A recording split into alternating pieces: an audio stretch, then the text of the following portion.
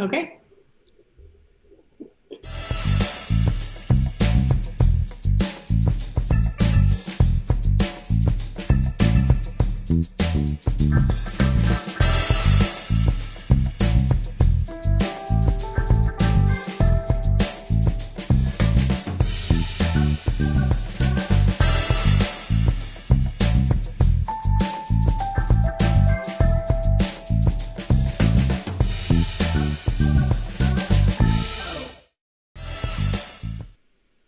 Hello and good morning to those of you on the West Coast, and good afternoon to everybody else in the East and Midwest. I want to thank you guys for joining us today. I am really excited about today's broadcast. We're going to be talking about winning with your teens. And I know what you're thinking. Some of you might be thinking, is that even possible? I'm super excited about the guest. We're going to dive into this today with my guest, Diana Bingham. I'll introduce her and bring her on in just a moment. But before we get started, I want to encourage you guys. Don't be shy. Don't be afraid to comment, to like the post. Interact with us. Post your questions if you have a question for us. I can't promise that we'll get to all of them, but near the end of the broadcast, we'll see if we can take a couple minutes and maybe answer some of the questions that you might have. Interaction is going to be the best way to do this, to get the most out of it. I appreciate you guys being here. I appreciate your support, and I noticed that a lot of people were sharing the event this round, and thank you guys for doing that. It helps us get this word out there and maximizes our efforts and our time. So I want to thank you guys for that. In addition, also wanted to thank Paramount Solutions for their support of the broadcast. Paramount Solutions is a consulting firm, consulting businesses, and they help businesses identify weak points. They help them maximize efficiencies. They can do cost evaluations and many other services. So if you need anything, definitely want to reach out to them. We thank them for their support. So also want to thank, if you guys need to or would like to learn more about how to connect with your kids, if you go to our website, parentingaccurately.com, I have a resource there that's available for you guys. It's free, and wrote that just a little over a month ago. And when I was really thinking about what does it take to build that connection with our kids, especially teenagers, we all know that can be a difficult task, especially with so much going on in our lives. But there's 7 practical tips there. Run over and get that. It's free of charge. So I don't want to wait any further. I want to jump into this. I'm excited about today's topic.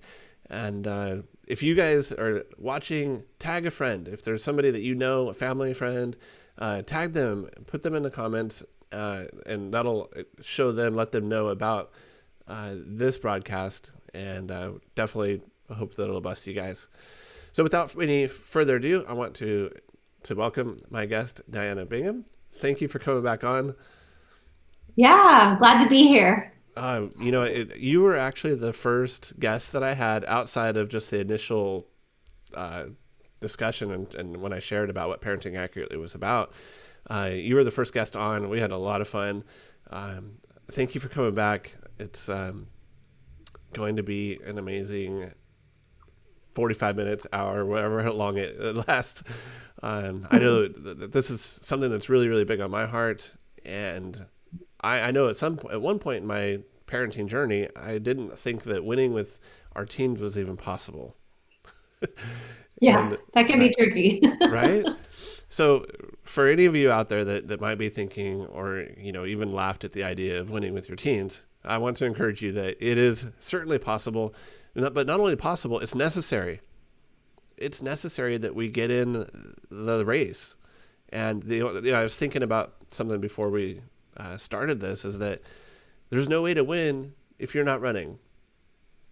There you go. If you're not running the race, if you're not engaged, if you're not, working towards that, there's no way to win. Mhm. So, but thank you for coming back on. I know that this is something that's on your heart as well.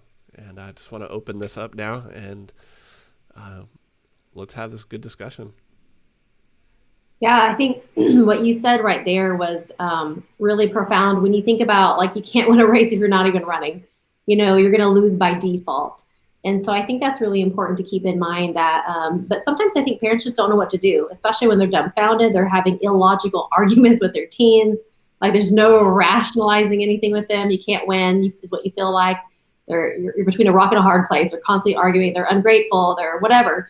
And I hate to stereotype teens because not every teen is like that. So let me just say that, that not every teen is like that. There are many teens out there that are very compliant, that have a good relationship with their family members. So it can look differently, but let's just talk to the group of people who feel like they're not winning and they need to win. Or maybe Yeah. they feel like they're on the right track, but they want to make sure they hear some confirmations from this interview about, hey, I think I'm doing things right.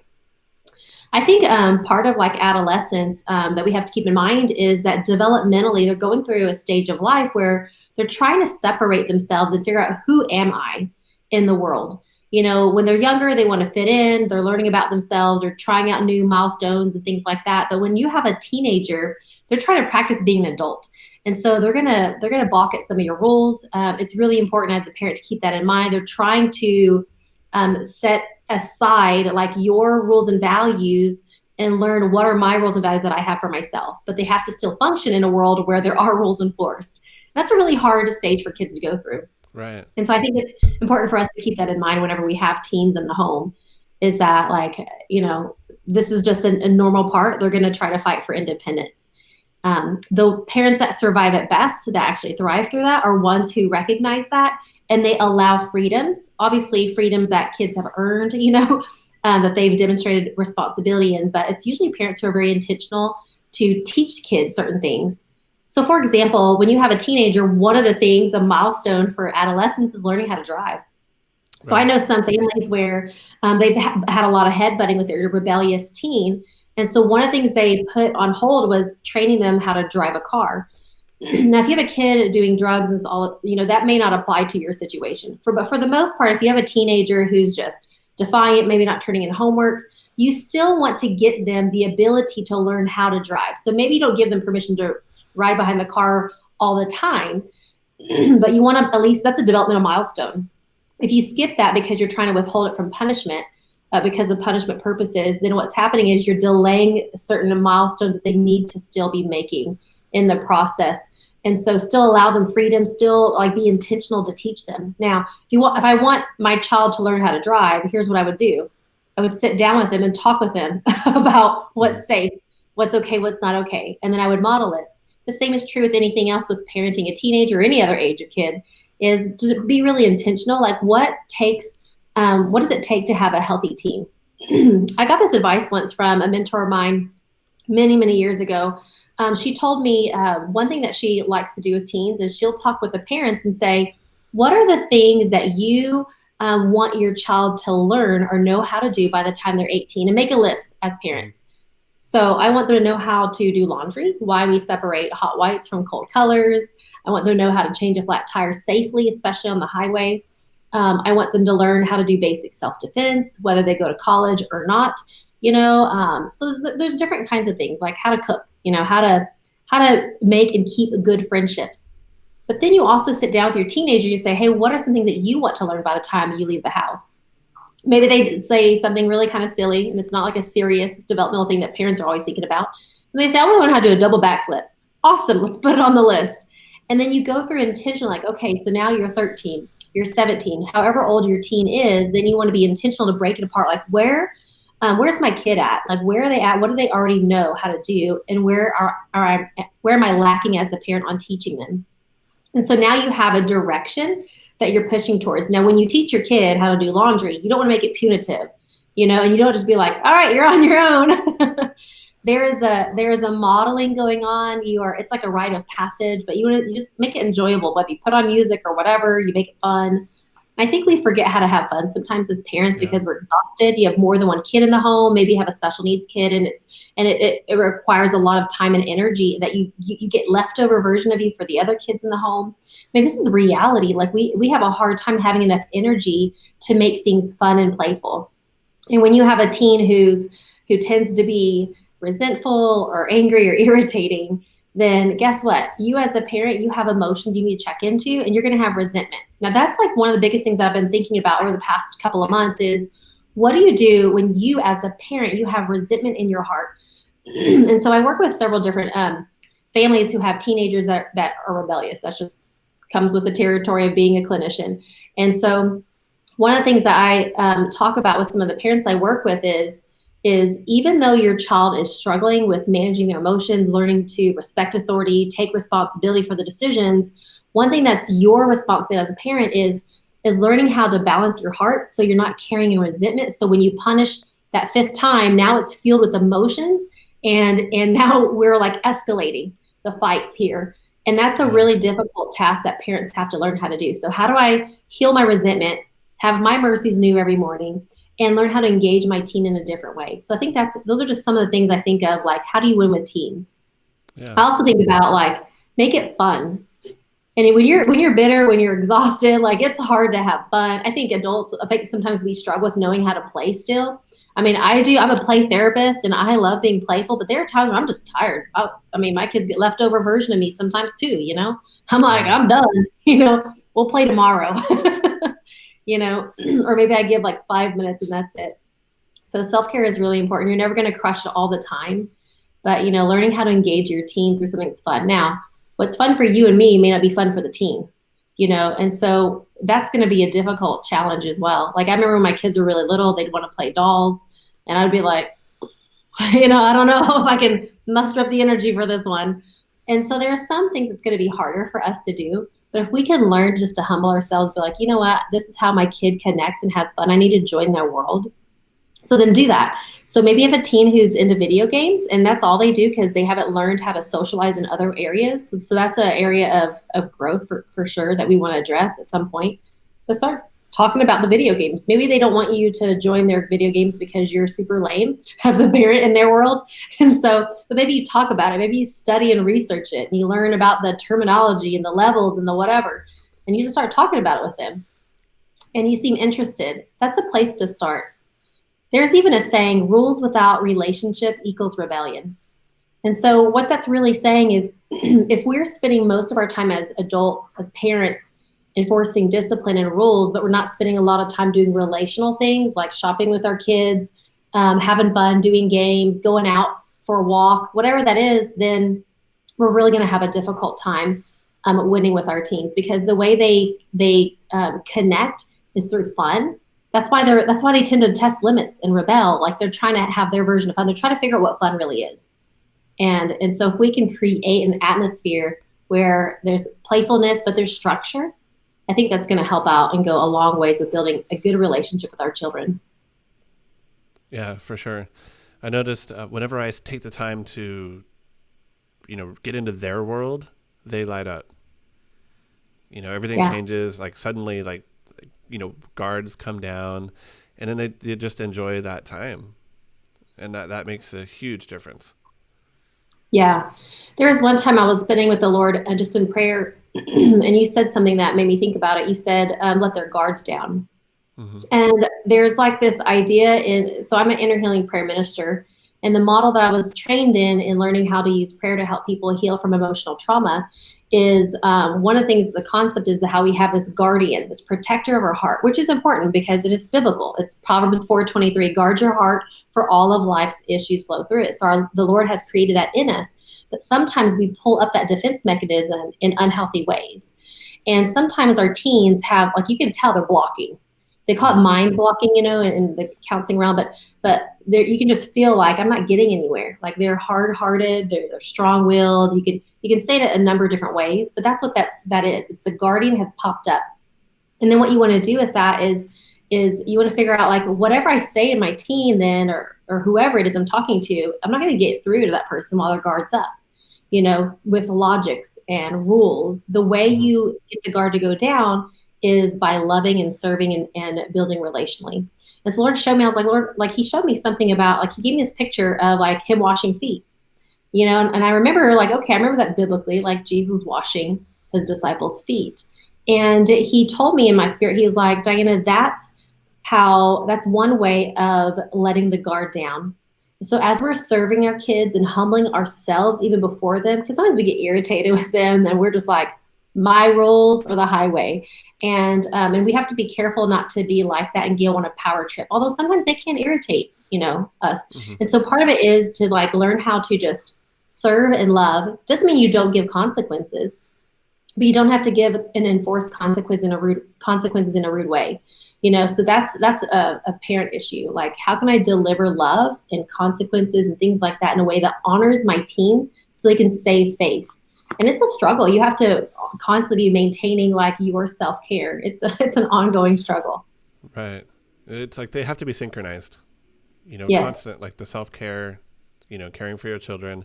If one gets out of balance, then our efforts, you know, can be in vain. Because if Yeah. we're not taking care of ourselves, then we just project that onto our kids. And then they are like, well, I don't really care what you say because I can't trust you because you're not even doing what you're saying to do. And then then our labor and our efforts just kind of come back to us without accomplishing what we want them to. Um, Yeah. and then we have to go back and rebuild the confidence. And Yeah. I think that that's an, if a parent's in it, if maybe you're listening and or watching and you think that's like totally me, my kids don't even trust me anymore. Uh, what are some of the steps that we can take to rebuild that confidence that our kids should have in us? I feel like there's two things. One of them is it's okay that you make a mistake as an adult, but circle back around to the issue and try to make it right. Sometimes we feel like, oh, we missed that mark on that one, and we just feel like we can't talk about it again. No, if there's an elephant in the room of that relationship, talk about it.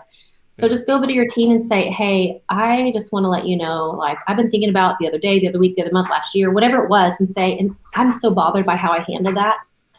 And it's okay if like you don't have to apologize for the things you said. Maybe some of the things you said were truthful and needed to be said, even if it was done in an honoring way. But maybe you said it yelling. And so Right. own that part. I just don't like how that came across, and I wish I handled myself differently. And I'm so sorry. And will you forgive me? And if they don't, that's fine. You just like, okay, well, I just want you to know. Like, I think just humbling ourselves, and they may not be able to let on, that it hit them in the heart, and they're like, oh, that really meant something to me, mom and dad, or grandparent, whoever's raising them. And so part of it is just circling back around. So number one, circle back around and try to make amends. Like that just goes a long way. When someone comes to you with a heartfelt, authentic apology, like that goes so long in relationships. The other thing is, I like how you use the word synchronized. So I think about, like, I talk about an emotional traffic signal. So if you can imagine emotional traffic signal, you've got red light at the top, yellow light in the middle, and green at the bottom. So what happens is sometimes we are in a red zone. That's when our kid is overwhelmed. They could be withdrawn and shut down, or they could be angry. They could be anxious. It could be a lot of different feelings. But then they're in red zone. And we're in red whenever we're also upset and overwhelmed. This is when Right. we're like, don't you ever talk to me like that again? Or that's where we just want to go off on our kids. We're getting triggered and things like that. And so we're in red zone when our emotions as the adult is like really high and kids' emotions really high, and we're not managing ourselves very well. But then you go into yellow. So right there, what you do in those situations is you work on parental self-care. Like, you need to don't put the kid in timeout. You need to go to timeout. Right. Like, you just need to say, you know what, I love you and I care about you, but this is not really productive. I need to take care of myself, and you matter to me. Let's talk about this later. And you just do whatever you got to do so that you don't take a bait for a bigger power struggle and you have an explosion. And so there's that. And then whenever you're calm enough as an adult, then you're moving into the yellow zone. That's in the middle. And yellow zone is when the teenagers' emotions are really overwhelmed. They're not managing their feelings really well, but you're calm enough. You might be irritated, but you're calm enough. And how do you know you're calm enough? Your composure. Like, Right. because it's never going to be perfect. I mean, maybe there's some times like you feel like you crushed it, but you're not always going to like perfect that. So now I know, like, okay, my kiddo is having some struggles, but I'm calm enough. What we need to do there is not try to teach, enforce consequences. And that's what we usually do, is we try to like lecture or something, and we take a bait for a power struggle. We pop back up into red, Hmm. and we miss the mark, because in yellow, that's where we need to be developing coping skills for our kids. So if you want to win with your teen, when they're overwhelmed, but you're calm enough, don't sit there and try to enforce consequences or lecture them or try to convince them why they weren't allowed to go out with their friends on the weekend. I mean, that is just not going to be productive, because logically they're not like that part of the brain is not really online, you know? Right. And so what you're doing there is you're just trying to connect a relation like, hey, I'm really sorry. I know you're really upset. Let's go for a walk, let's go talk, or whatever it looks like for that relationship. Now, when the teen is calm enough, that's when you go to green. So you've been calm, and now teen is calm. And in green is when you do the teachable lesson. If there needs to be a consequence, you can follow through on that. You want to restore them in their identity, and speak life over them, certainly through all of that. And so part of it is knowing how to respond as an adult. But if you feel like you've messed up, it's probably because you haven't honored that protocol on how to manage your child's or teenager's emotions. And so we can be like real big jerks sometimes, because we're not managing ourselves really well. But if we think about that emotional traffic signal, then that's really helpful, because it literally helps you to realize, okay, what do I need to say or do in this situation? And the more we practice that, the better we get, but you're not going to like crush all the time. But I find that that's where we usually miss the mark, is when we're in yellow. Like we're like, I was fine until my teenager started yelling, or whatever it is, threw a fit because they didn't get what they wanted. And so then we get irritated, like, oh, they're so ungrateful, they're so disrespectful. But we just need to keep it cool and be like, hey, I know you're struggling right now. And that's whenever you don't necessarily want to talk logics, because they're very illogical. Some of the conversations I hear from teens are just, it's mind blowing. It's very baffling. Right. But that part of the brain is still developing, which is the prefrontal cortex. It's the front part of the brain. That's like the higher rational thinking part of the brain, still developing. And so you just want to like model like connection, relationship. And while you're staying calm as the adult, the teen is able to eventually calm down, eventually. And we have these mirror neurons. I'm going to do a little brain science here. We have these mirror neurons in our brain, which reflects the emotion of the person that we're around or with, and vice versa. That's why when you're around someone who's constantly irritating you, that you're gonna be more likely to be irritated too. But Right. the other is true, is when you are able to stay grounded and rooted, then eventually your teen can calm down as well. Now there may be some boundaries you need. Like I'm not saying like coddle them. Like if you feel like you're about to get triggered again, it's okay to be like, hey, you know what? We're not going to have this conversation right here, right now. We can have it later, or I'd be happy to listen to you when you can talk to me respectfully. It's okay to say those things. It's not rejection. It's setting boundaries. And I think it's healthy. It's training them that you just can't talk to people any way you want. And so I think those are the two things when people feel like, oh man, I missed the mark. I feel like I messed up with my teen. How do I reconnect?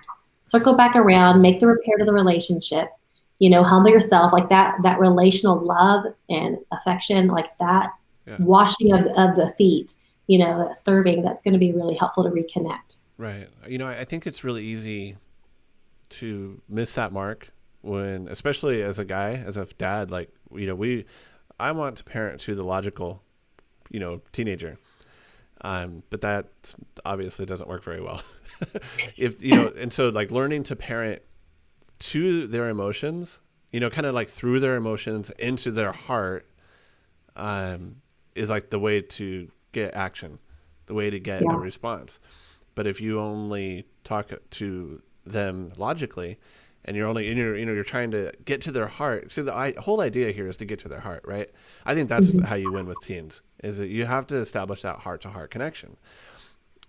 How you do that though is tricky, and I think that what you just said is so powerful, that their logical part of their brain isn't even finished developing yet. So it would be very difficult to, if that's all you focus on is the logical part. Yeah, I mean, make them understand there's ways to do things. No, you're not going to talk to me that way. That's, common sense, and, it should be the culture of respect that needs to be developed if it's not. But being able to get to their heart, you have to do it through that emotional part. That's tricky, Yeah. right? Yeah.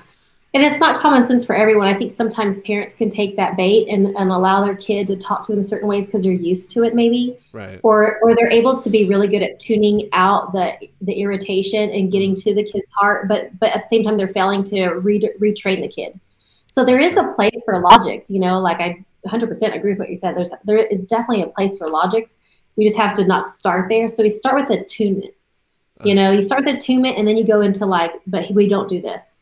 Like I know you're really angry because you didn't get to hang out with your friends and go to the concert this weekend, but it's also not okay that you yell at me like that just because you don't get the things that you want when you want it.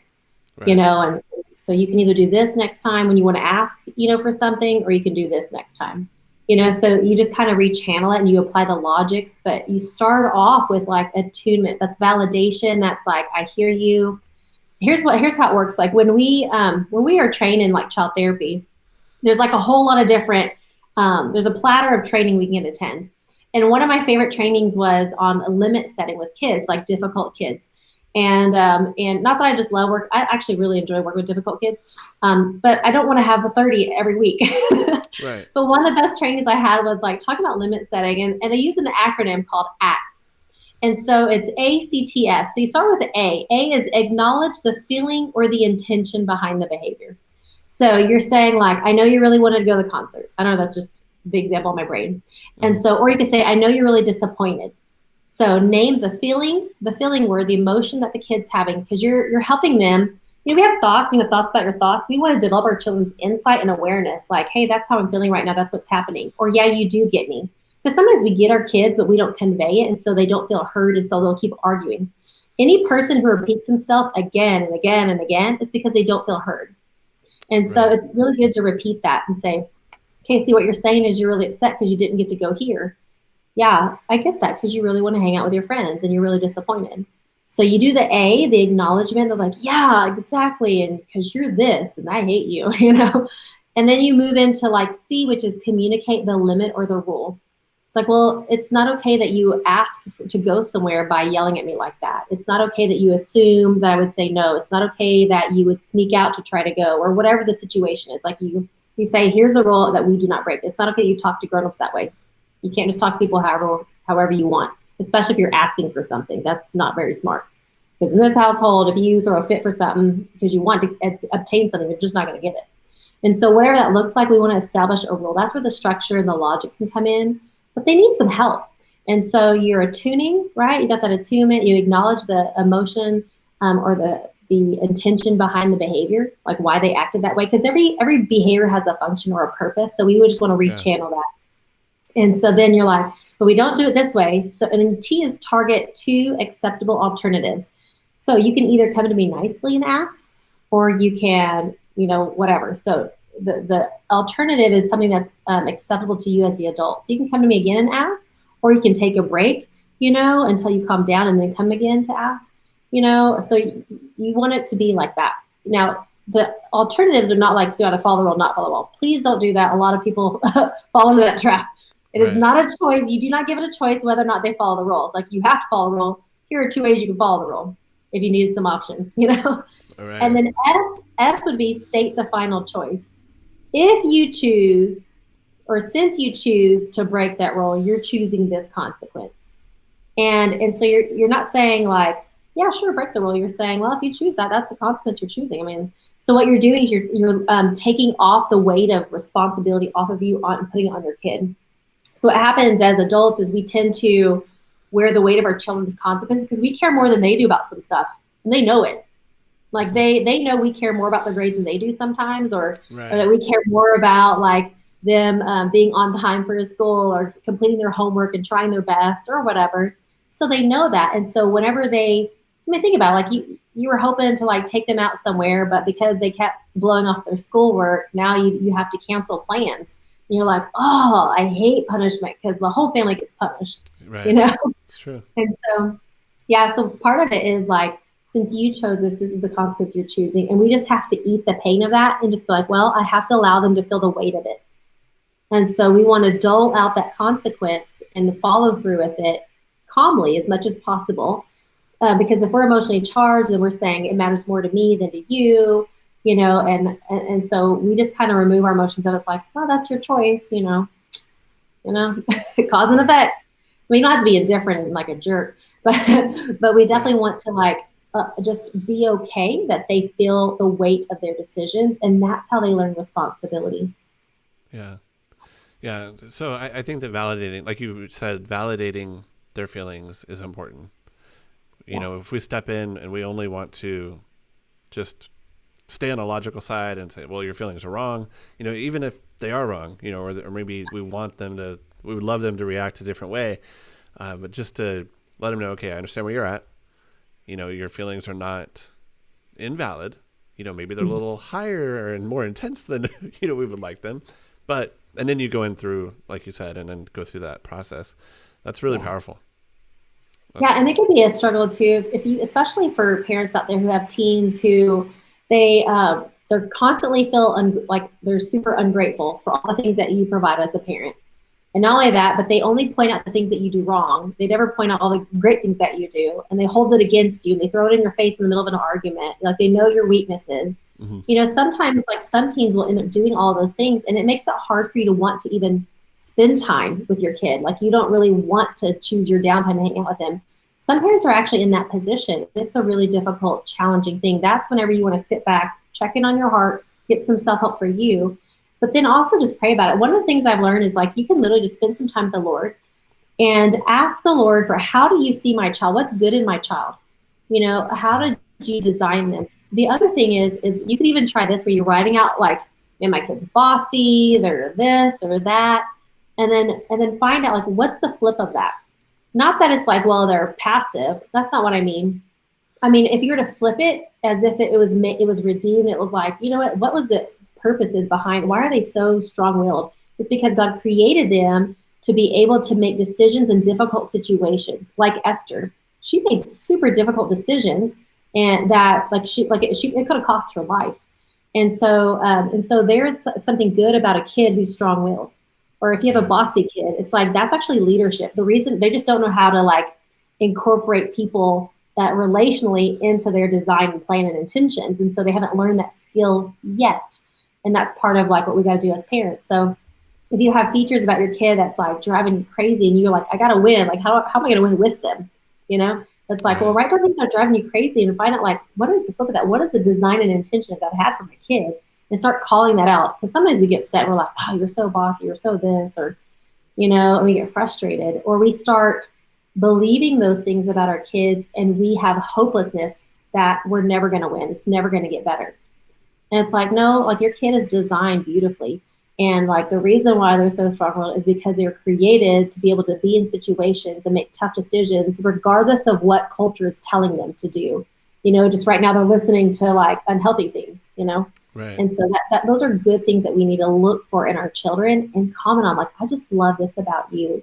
We just want to work on this and that, but this is such a great quality that you have. Because sometimes kids don't like that they get in trouble for the same things over and over again, and they feel like I'm a failure, therefore I'm bad. I Right. should just run away. I don't belong in this family. And it's like, no, so we need to be intentional to point those things out in a way that it's a positive. And it also helps us remind ourselves like this kid really is good and it's okay. Yeah. Well, it's like whatever you amplify, like becomes more real, and whatever you focus on can become more real. And I think that so many times as a parent, we feel like, we can easily feel like we're just a fire stopper. We just put out fires and we put out, we Mm-hmm. focus. It's easy to focus on the things that are wrong, but Mm-hmm. it can be very powerful to find the things that are good, and then maybe even the things that aren't necessarily bad, but they're not great either, and then just Yeah. kind of love on them and say, I really like this. How I've noticed when I ask them a question, how do you feel about that? But like what I'm trying to do with my teens now is to help them think a little bit further than the moment. And to Yeah. think about, ask them, okay, so this is something that you're feeling now. This is what you're doing. How do you think? How do you feel about it? And get them to open up and start talking about it. And I'm like, It's, okay, so but what do you think this is going to look like in 2 weeks? Or in a week, or in a year, depending on what it is, right? And then yeah. that it's I think that's something that you just do that in a loving way, Yeah. and then they're no longer as defensive, and then Right. you get them thinking as well. Totally. Like do it in a loving way, not a patronizing way or belittling, Right. belittling way. I like that because like, kids they're not as good for the most kids are not as good at thinking about long term. They're thinking like I'm invincible, I know everything. And so part of it is even though their brain is not quite ready for all of the long term ramifications of all the decisions, and some are more developed than others, but I like how you are starting those conversations, because you're prompting them to exercise and every thought, there is a neuron firing off. And so you're actually literally creating neural pathways in their brain where they're more likely to think future planning, like Yeah. cause and effect, just by even eliciting that conversation. Like, hey, what do you think? Like, so here's how you're feeling now. What do you think it look like a few days from now? Do you think you feel the same way? And you approach it with curiosity. So your heart posture in that conversation is really key. Just as you were alluding to earlier, like it's heart to heart connections. That's how kids grow and develop. It's how you can win with your teens. It's going to be the relationship that matters, because when they're adults, like they're gonna make decisions that you're not gonna like, and you have no control over it. But the most important thing is that you choose connection, you choose relationship over making it your way. Right. And that's really important, because they'll always know I have a place to come to for love, for wisdom, for guidance if I need it. And teachability increases in kids when the relationship is built. Yeah, for sure. Yeah. Well, this is exciting. This is really good stuff. I know that time is almost nearing to the end, but I want to make sure that people have a way to get in touch with you if they'd like to learn more about what you're doing. Take a few minutes and share with us what you're doing, how everybody can get in touch with you, and that. Yeah. So I do a lot of things, I think. I know One you of the best ways to you get, do. get in touch with me is just to go to dianabigum.com. That is the easiest way to get a hold of me. It's dianabigum.com. Some of the things that we talked about today, I actually have written in a super like easy to read book. Let me see if I could grab that. It's this right here. It's called God Help Me. It says Christ-centered solutions for the frustrated parent. And literally I talk about the traffic signals in here. The ACTS is described in here and examples of how to apply that just in different situations. And so you can get that on Amazon. Those are really great, simple things you can apply quickly. People can listen to me on my podcast, Unveiling Airs. So Unveiling Airs is just a whole other thing where just helping Christians, specifically Christian families, to really understand their identity and help their children know who they are as well.